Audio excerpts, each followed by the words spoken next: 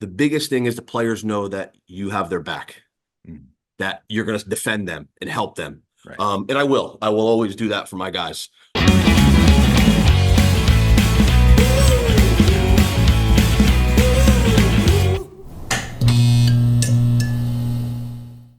Hey, Doug Sands, Fool here, and we have an incredibly special guest with us today. It's Matt Passerelle, the brand new manager of the Chicago Dogs. How you doing, Matt? Good. How you doing? Oh, I'm doing fantastic. First of all, thank you for joining us, and definitely welcome to the team.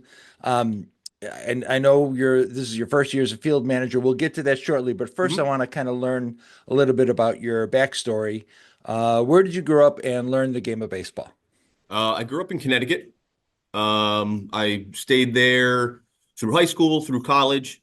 Went to college actually in New York. Went back to Connecticut when I got done with school.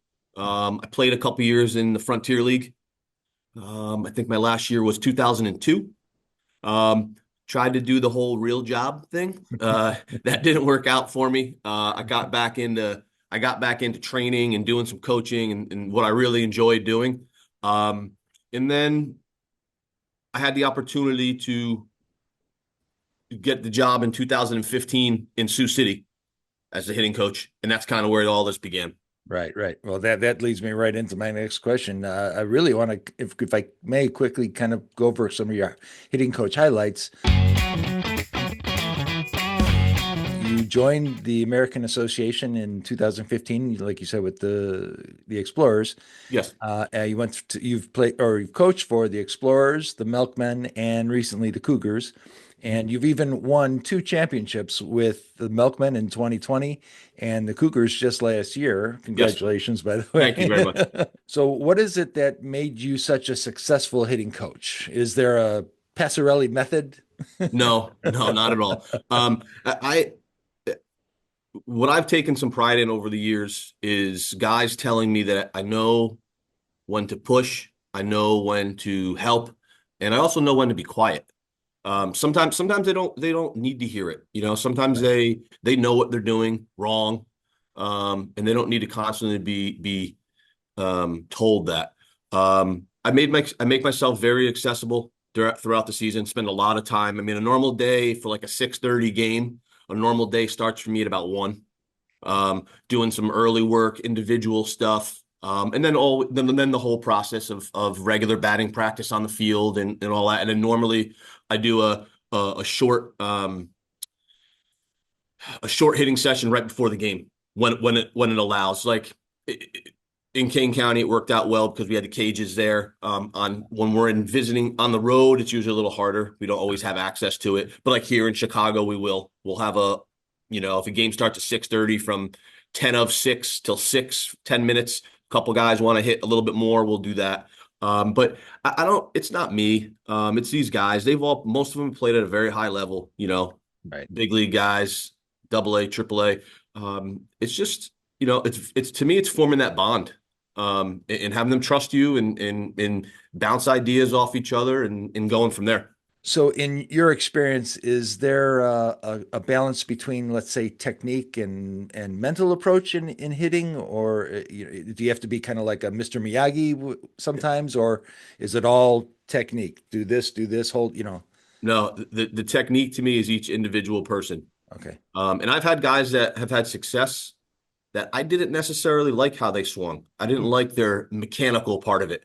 Okay. But it worked for them. So I don't touch that. And I might not like it, but if that's what they're comfortable doing, I'm going to take what they have and try to help them as best I can with what they do. Um, I don't believe in the cookie cutter. I don't believe in, 30 years ago in Little League, hey, get your elbow up. It's not. It's too difficult, Right. and everybody's going to be a little different. Any free sample or free hitting tips you can have for prospective players out there? Keep it simple. Okay. Keep it simple. I preach um, staying aggressive early, staying on the fastball. I don't like coming off the fastball. To me, I'm always looking for a fastball, and get something you can hit hard somewhere. I mean, pitchers have the advantage. We don't know what's coming as a hitter. They know what they're throwing. They know what they want to do. So it's it's a constant battle. And then the mental side, that's a whole different ballgame. You know what I mean? That's a whole different thing where guys have to really stay focused and stay locked in and, do that stuff. Yeah. Well, it's interesting that you say that. I never really thought about it. So in your opinion, every at bat, the pitcher has the advantage no matter what, then, right? Uh-huh. Okay. Wow. Interesting. All right. And as a hitter, we talk about having a plan, having an idea of what we want to do, how we're trying to be successful. And it's it's a little bit of a crapshoot, you know. I mean, you can have all the information, all the data, you can have all of it. If a pitcher does something different, then it's going to mess you up, you know. My best example is when you watch a hitter take a pitch right down the middle, and at home you're sitting there saying, "What's he doing? Why did he swing?" Right. Well, he was looking for something else, Got and it. he didn't get it, and you know, Yeah. Yeah, hitting a baseball is I've heard it's like one of the hardest things to do in all of sports, and so you're right. The couch potato at home watching, or even the average fan just watching, like you yeah, said, come on, come on, yeah. and you're right. It's and again, everybody's completely different, but Hmm. yeah, we just have to we know that the guys that know what they're doing Yes, when they're at the plate, right? yeah. And sometimes they're going to succeed, and sometimes they're going to fail. So this is your first gig, as we mentioned before, as the field manager. First of all, congratulations Thank you very much. and welcome to the team, truly. Thank you. Can you give us a quick backstory on how you became or came to the Chicago Dogs to be the manager? Were you looking to make the move on your own, take that next step, let's say, or did somebody intervene? Actually, I just had this conversation last night with our pitching coach, Stu Clyburn. Um, I, when I was in Sioux City, I wasn't ready. Yeah, When I went to Milwaukee, I started getting more, and then the last three, or more prepared.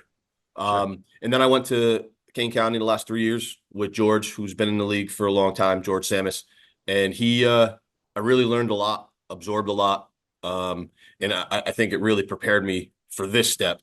After the season last year in Kane County, I this job became available.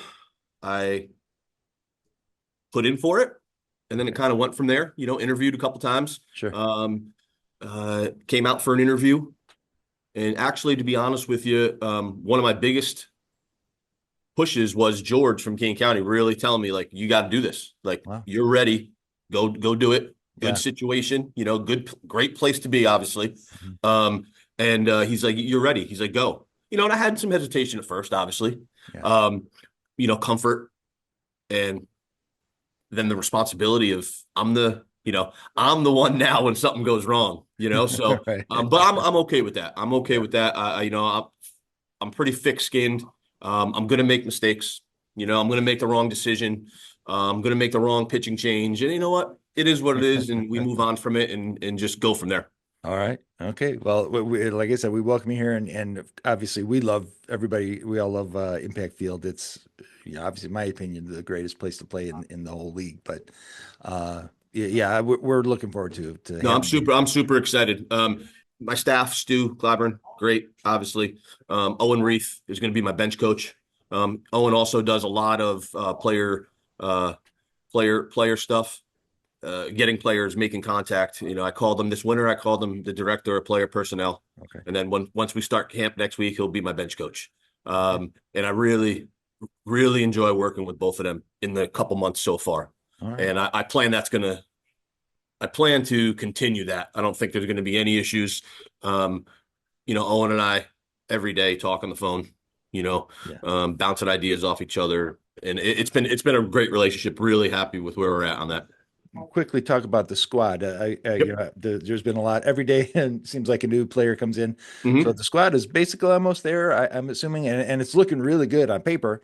We got a lot of returners, about at least 13 from what I see, Hmm. but a lot of new faces. So my question really is, how do you go about filling out the roster? Do you have any scouting help or resources? You kind of mentioned Owen, but getting the guys, is it really up to you, or is there kind of a conglomerate? You Um, have to convey with Sean. um, it- there's conversation, Hmm. but it basically comes down to myself and the coaching staff. Okay. You know, I like the communication we have with the front office. It's really good. Um, I'll let them know when I'm going to make a move Hmm. or I'm going to, and it's been okay. Go for it. Sounds good. I've never, there hasn't been any type of banter back and forth or anything like that. So, Okay. but yeah, the team, I mean, to me, the biggest and easiest way for players is through the players we have. Okay. You Yeah. take the Brantley Bells, who've been playing for a long time. Right. I'm sorry, I'm looking up at my board right now. No, that's okay. You take some of the guys that we've had, Connor Curlish, who got here late at the end of the year last year, Mhm. and their buddy got released, and they're looking for a job, Right. and it's a good place to be. And it's like, yeah, come on, Yeah. that's really the easiest, but it's also just cold calling guys. We get these lists of players that get released, and Okay. um, I usually start with a quick text, introduce myself, who I am, ask if they have time for a phone call. If they don't respond to me, I call them anyway. Yeah. Some guys answer, some guys don't. Some guys really appreciate it. Other guys, tell you to take a walk. Yeah. And that's fine too. But we've spent a lot of time bringing some guys in and making a couple moves, and it's going to be fun during camp to finalize everything. Yeah. Yeah. The sending guys home is never fun. Sure. You Sure. know, but that's I was talking to Stu about it last night. That's the nature of the game. You Yeah. know, there's Yeah. nothing we can do about that. Right. Correct me if I'm wrong. I think it's each team in this league is 25 guys, correct? 25 guys. Yep. Okay. And is there a limit on pitchers? You have to have 12 pitchers, or can you have, No. more pitch? No. Nope. Okay. My goal is to break camp with 13 pitchers Okay. and then 12 position players. Got it. Got it. That's my Okay. goal. All right. Now it might end up being 24 players, Mm. depending on salary cap and money and stuff like that. We have to Sure. balance that out. Sure. And I think 24 is okay to play with. Okay. I want to say when I was in Sioux City, the the roster used to be 22, I think. Wow. I think that's or 23. So Wow. yeah, I mean it's doable, Yeah. it just but you gotta balance everything out. Well, speaking of pitchers, again, do you recruit those, or do you rely on Stu to do that combination? Combination, Okay. combination. If I have somebody that interests me, I always send it to him also. All right. Hey, I'm gonna go after this guy. You like it? Yes. Mhm. Or you like this guy? And maybe he says to me, heard some bad stuff about him, or Yeah. character issues, whatever it may be. Then Sure. we stay away. Yeah. But yeah, no, bounce. I always, it would be very rare for me to make a move without consulting with both of them. Got it. Understood. Understood. Will you be looking for anything in particular from the squad during the spring training games at all? Yeah, I mean, there's going to be some competition. I brought in a couple of young guys, a couple of younger college guys, just give them a chance to earn a spot, and Sure. they're going to have to come in and perform, you Right. know. And if they don't, then they go home. But but I think I've heard some good things about them. We're bringing in an outfielder, Schmack. He hit 17 homers last year at Wow. Valparaiso. You know what I Wow. mean? Like there's something there. If he hits Yeah. 17 homers, it's 17 homers. So I'm gonna bring him in. Maybe he performs really good in camp. Maybe he sticks, or maybe I get him a job somewhere else too. Right. You know. Yeah. But yeah, no, there's gonna be some competition out of the pitchers also. You Yeah. said before about on paper, and right now, yeah, and we're not done. We got a couple more moves we're going to make. Okay. But those pitchers look really good.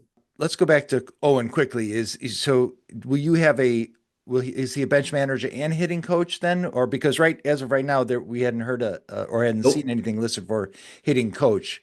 So will you have a No. bench manager and a hitting coach? Will there be maybe four So when I coaches? took it, I can add one.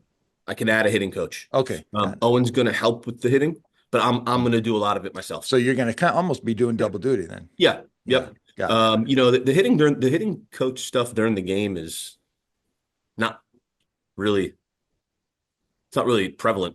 Like Yeah, I don't talk to guys during the game about mistakes they're making because that screws them up even more. sure, Um, sure. so I mean, really, before the game, we get our work in.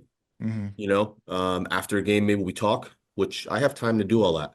Right. And you know what? If it doesn't work out, maybe we add someone during the season or going into next season, we know, hey, I better add another guy. You know what I Right. mean? Right. But no, with the combination we have now, and I spoke to Owen, he's going to help when I need help with stuff. But yeah, it's I'm going to do a lot of that myself. Again, we mentioned this is really your first time being a manager. So let's talk managerial style.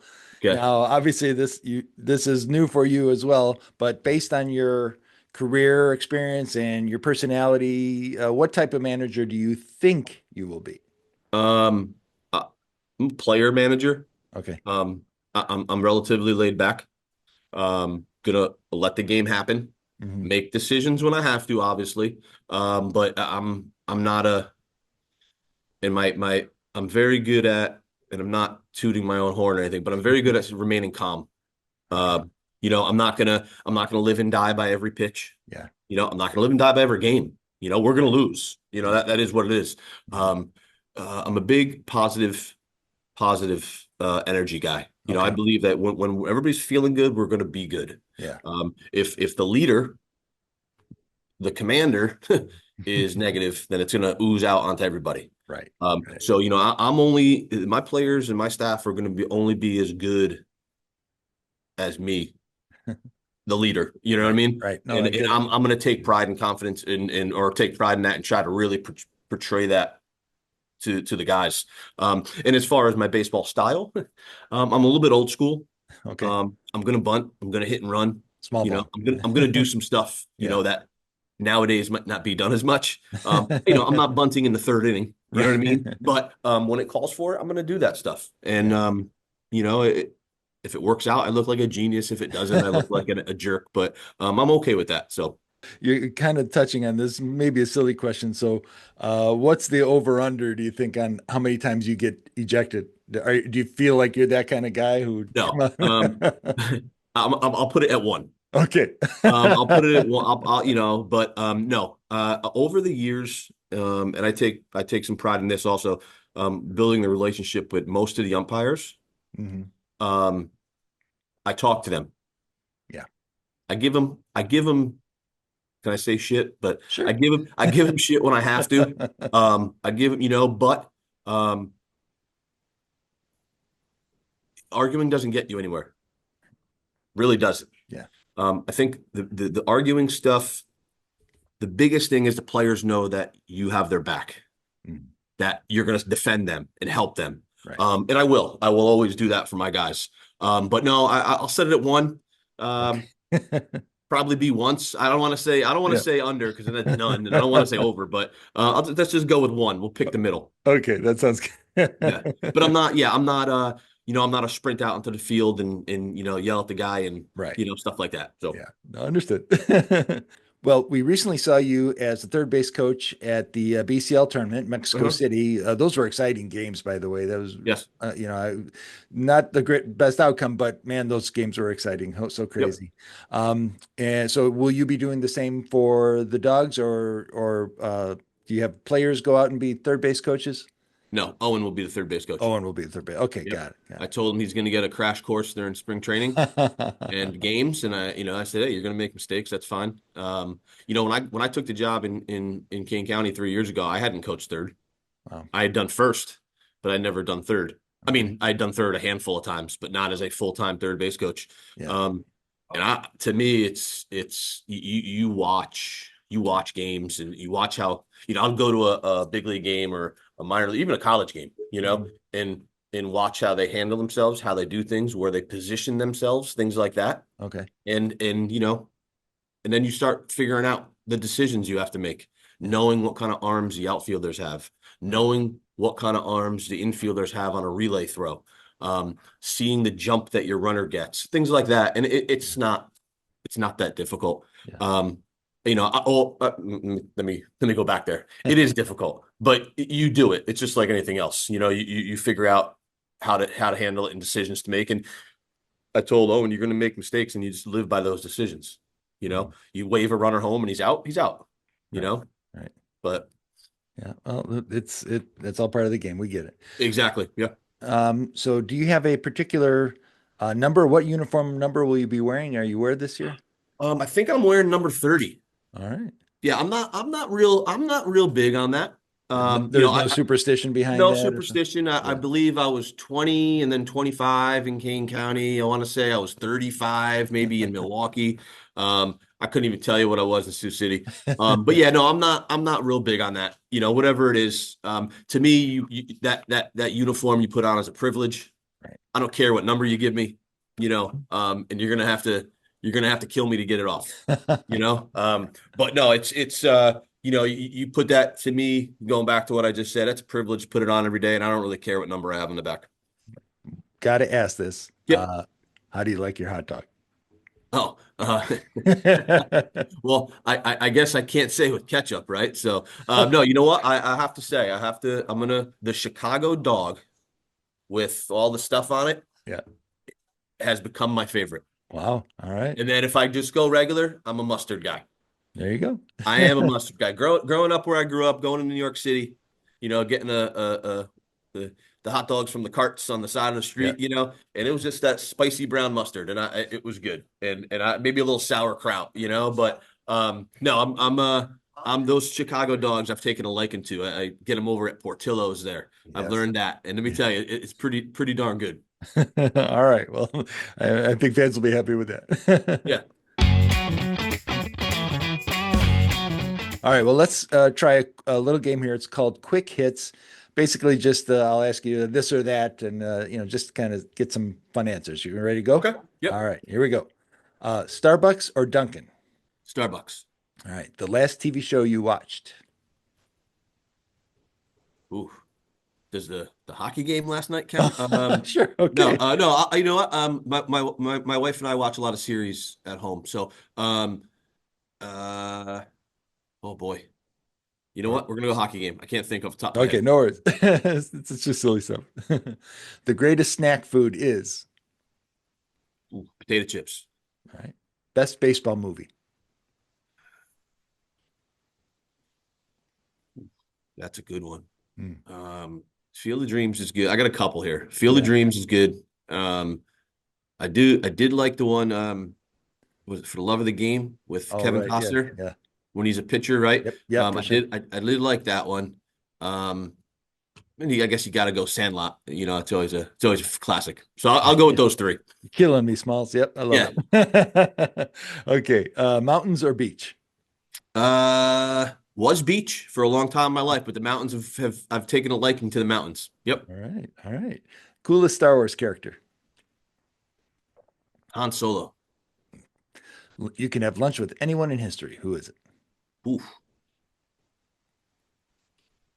Oh wow. That's a good one.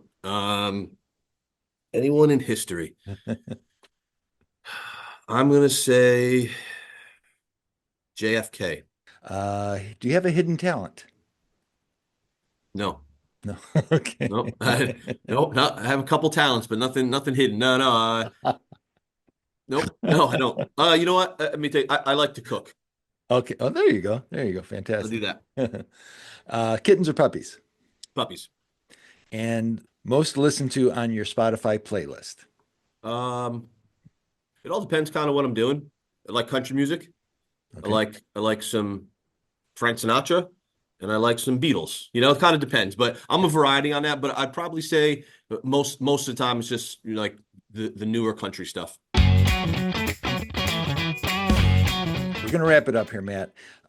So I'm going to ask you our final pitch. The show is for Dogs fans, that we know, and of course, any new fans that we hope to get. Mhm. So, do you have any special message for the fans?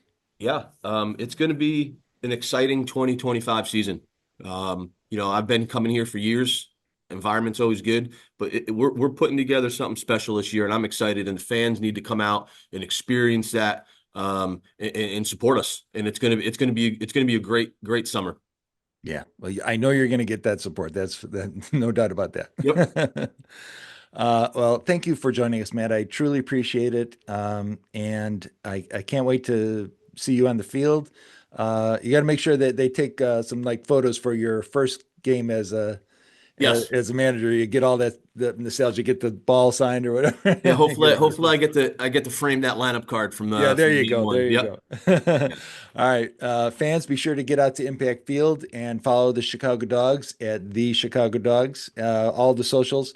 Matt, is there any way fans can connect with you? Um, I don't have social media. But I mean my email's out there. They can always email me if they ever had a question. I try Okay. to respond to everybody. But yeah, I don't have any social media, so I can't help you there. Okay, no worries, no worries. All right, fans, remember to follow the Fool. I am on Twitter, Instagram, Facebook, and YouTube. Just search Shy Dog Fool, Chidogfool. And then make sure you give this video a like and subscribe so you don't miss out on any episodes. Leave comments, we love it. And that's that. And then, Matt, thank you so much again. I can't wait for opening day, truly. And I I can't can't wait to either. meet you in person. I feel like you're my best buddy now already. Just and I can't wait. Yeah, it's a pleasure to meet you truly, and I think we're gonna have a killer year this year, and and hopefully another championship, right, for your belt, Yeah, yeah, yep. right? That's the goal to get another ring. So, but I can't wait. May 9th, opening night against Lake Country. It's gonna be a great environment. From what I understand, we're already sold out. And yeah, we're gonna hopefully go out there and get the team first W of the year. All right, I'll see you soon then, Matt. All Take right, care. thank you very much, Chicago Dog fans. This is Matt Passerelle, manager of the Chicago Dogs. Remember, for this 2025 season, to follow the Fool.